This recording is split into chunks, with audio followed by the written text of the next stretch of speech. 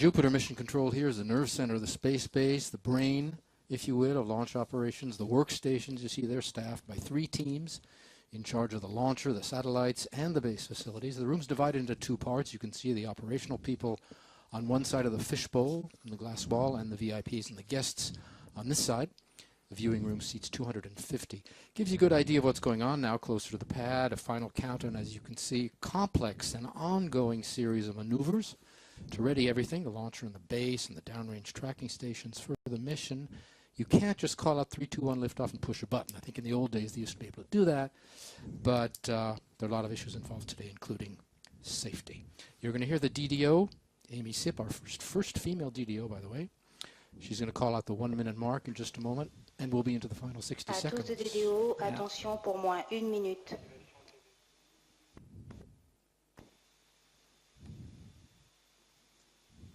Top, H0 moins 1 minute. Final 60 seconds. Enrico, we're going to say goodbye momentarily to you. Yes. Enrico's going to go outside to watch the launch from the balcony. We'll see you in about 2 or 3 minutes. Huh? Yes, it's a special moment for me. All right. Tell us all about it when you come back. Yeah. It'll be exciting. There are 2 terraces where the guests and VIPs can watch the liftoff here. As we mentioned, the action takes place about 14 kilometers from here. You get a great view as Vega, I should say, passes. When he comes back, we'll get Enrico's reactions to seeing the liftoff live. You're watching the 2nd Vega flight from Europe's spaceport, Proba V, Vinradsat 1, and S-Cube 1. À tous de DDO, attention pour le décompte final. Final countdown. 10, 9, 8, 7, 6, 5, 4, 3, 2, 1, top. Allumage, décollage.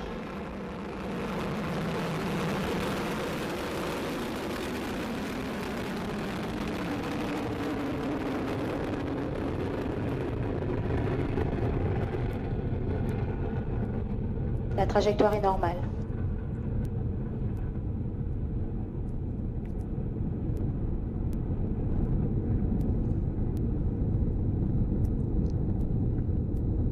Tous les paramètres à bord sont normaux. Well, Vega lifting off perfectly from French Guiana, and right up she went rapidly in the light rain.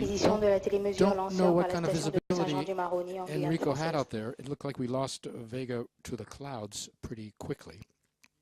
But she's beginning her 2nd mission a little over a year after her successful first flight. The DDO is calling out all is fine, all is normal on board. 137 tons at liftoff.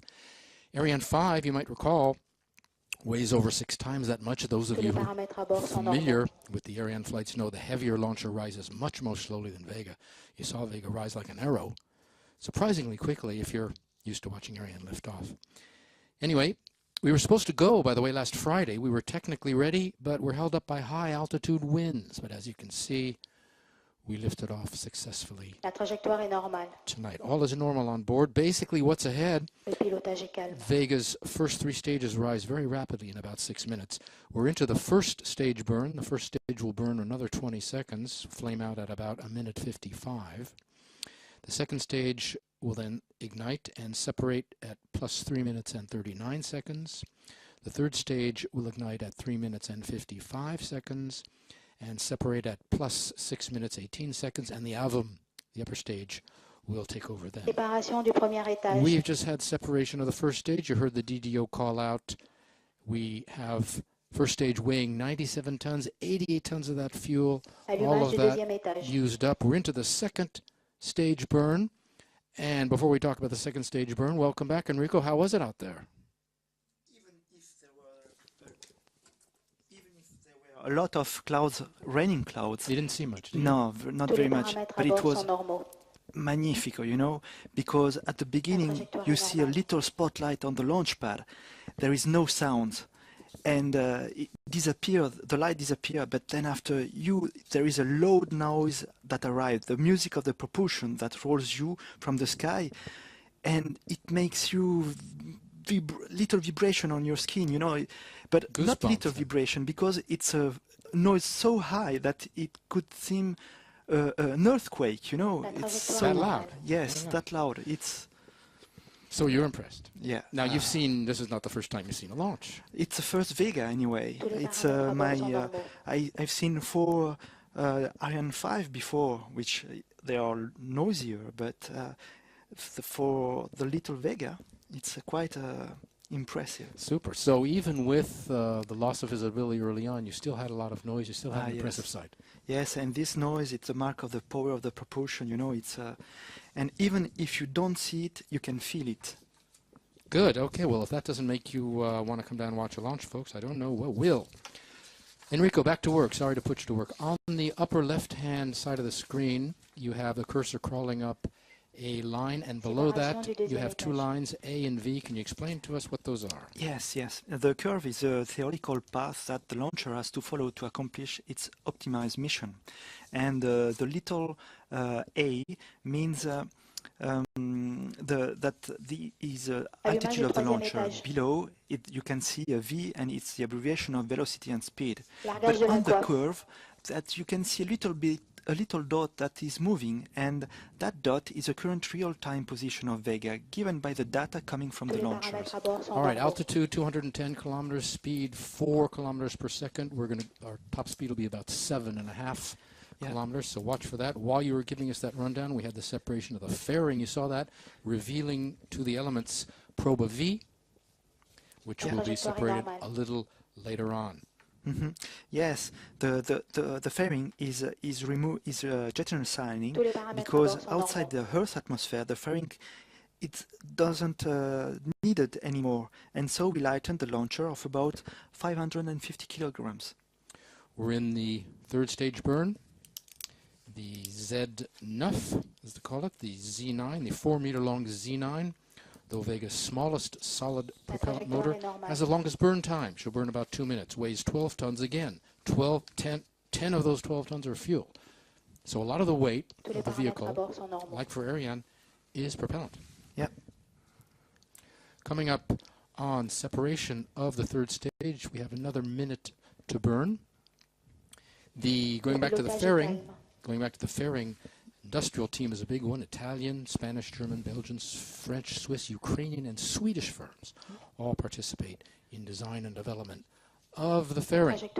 Yeah, and the fairing on ground maintains a clean room environment for the precise instrument of the payload, and probably has a very sensitive optical instrument. And we can release it now, as you said, because we're out of the Earth's atmosphere, and it's designed to protect the satellite from movements and thermal... They protect against the impact of the dense atmosphere. And of course we're out of the atmosphere now, so we don't need it. We're coming up on extinction of the 3rd stage, and then we'll have first ignition of the Atom. There's extinction. You can see it shutting off. The nozzle, you hear the DDO call out the confirmation. You see our speed, and there's a separation of the 3rd stage. Sometimes there's a second or 2 delay between the time the thing happens, the event happens up there, and the telemetry comes back here into Jupiter, which is why we get the animation a little bit first. But you see, we're doing well. The 4th stage has started its first burn. The 4th stage is called the AVUM, A-V-U-M. Yes, for Attitude and Vernier Upper Mobile. Vernier referring to the thruster that are used for fine adjustment to the attitude or velocity of a spacecraft. This is different from the lower stages, which use solid propellant. Yes, exactly.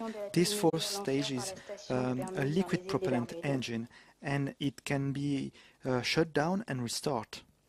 Basically, is it fair to say that solid propulsion, like on the first 3 stages, is used for raw power to get us going? And is it fair to say that the liquid propulsion is a little more sophisticated, used for precision? Exactly, yes. Because the AVUM is designed to deliver payloads into different orbits and to perform very fine satellites pointing before separating them. We've been picked up by a downrange tracking station in Bermuda.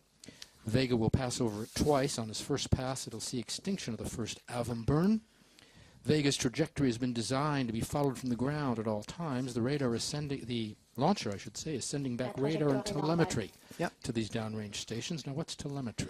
Yes, telemetry is the way we have to stay in touch with the launcher. The downrange telemetry stations receive electromagnetic waves that brings information, thousands of parameters and indicators of Vega health in flight, motor pressure, stage separation event, nozzle activation, and so on.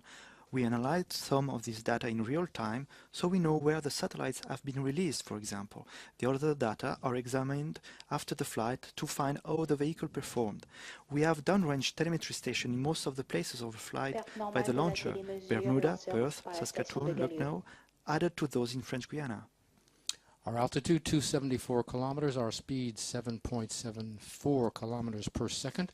We're going to go shortly to a replay of a liftoff, a medley, I think, of launch replay shots from different places.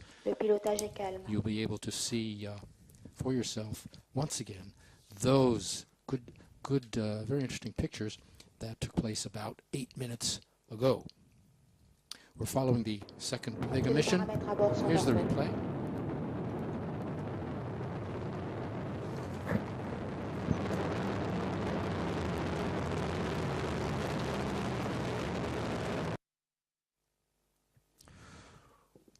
What that made you recall the moments that you spent out on the balcony there? What went through your mind as you saw those shots? It recalls my previous job in CNES. I participated to the design of the ground segment of Vega with the people of Esrin and Industrial as Vitrocizet. It was quite hard to answer to all the requirements of Vega, but now it becomes real. The real thing. Avum carrying 626 kilos of propellant in her 4 tanks, powered by a restartable engine, as we mentioned, and we're going to have 5 burns on this flight. What do we need 5 burns for?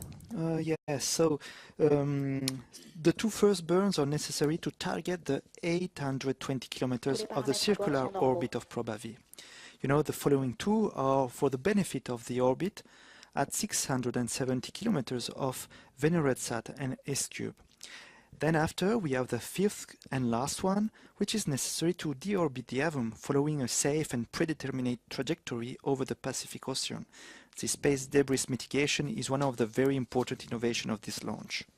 I think on the first Vega launch, lasted just over an hour. Tonight's will be over 2 hours. And the Avum, at that time, we had 3 burns, and so now we have 5. Correct, yes. There are other differences, which we'll get to in a moment. But for the moment, we are in the middle of the first Avum burn, which will burn again for about another 30 seconds.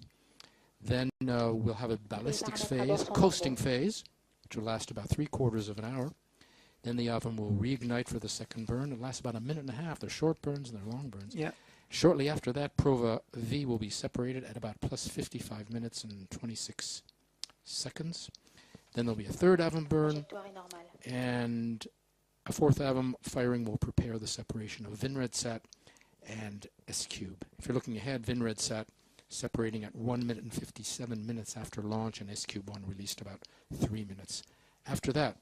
Coming up on the end of the first Avum burn, should hear the DDO. There we go. She's called out the first flame out extinction of the upper stage. And you see our speed on the lower left is 7.96 kilometers per second. I think that's going to be about our top speed, because we're going to be changing speeds now. Exactly. Let's go back down to Earth for a moment. Enrico, talk about the launch pad, if you don't mind. Vega's pad was built on the old Ariane 1 pad called ELA-1, which was decommissioned in 1989, but its history goes back even farther. Yeah, even before Ariane, the initial launch pad, that launch pad was built for the 3 stages launcher Europa in the beginning of the 70s. Europa was the first European collaboration in a launcher sector and the precursor of the current Ariane launchers family. That adventure gave birth to ESA. More of the mission in a moment, but for now, as promised, the second part of the latest news from Arianespace, including a lot of contracts. Take a look. On February 7th, Arianespace launched successfully for the 54th straight time, lifting into orbit 2 new telecom satellites, Amazonas 3 for Spain and Azerspace Africasat 1A, the first satellite for Azerbaijan. The mission set a record for mass delivered on geostationary transfer orbit, 9.5 tons. Eutelsat and Arianespace announced the signature of a new contract for launch of several satellites on February 8th. The agreement guarantees Eutelsat new resources and flexibility in order to carry out a program to expand and grow its satellite fleet. We'll make some brief remarks. In Sydney on March 4th. Top, H0 moins 1 minute. Final 60 seconds. Enrico, we're going to say goodbye momentarily to you. Yes. Enrico's going to go outside to watch the launch from the balcony. We'll see you in about 2 or 3 minutes. Huh? Yes, it's a special moment for me. All right. See Tell you us all after. about it when you come back. Yeah. It'll be exciting. There are 2 terraces where the guests and VIPs can watch the liftoff here. As we mentioned, the action takes place about 14 kilometers from here. You get a great view. 4, 3, 2, 1, top. Allumage, décollage.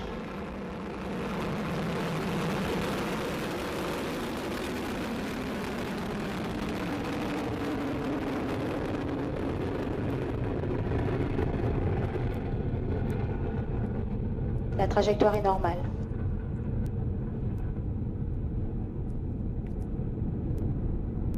To ready everything, the launcher and the base and the downrange tracking stations for the mission, you can't just call out 3, 2, 1 liftoff and push a button. I think in the old days they used to be able to do that, but there are a lot of issues involved today, including safety.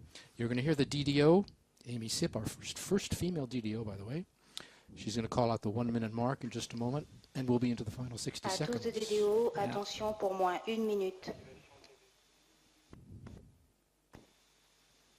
Jupiter Mission Control here is the nerve center of the space base, the brain, if you will, of launch operations. The workstations, you see they're staffed by 3 teams in charge of the launcher, the satellites, and the base facilities. The room's divided into 2 parts. You can see the operational people on one side of the fishbowl, in the glass wall, and the VIPs and the guests on this side.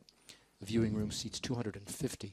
Gives you a good idea of what's going on now, closer to the pad, a final countdown, as you can see, complex and ongoing series of maneuvers, as Vega, I should say, passes.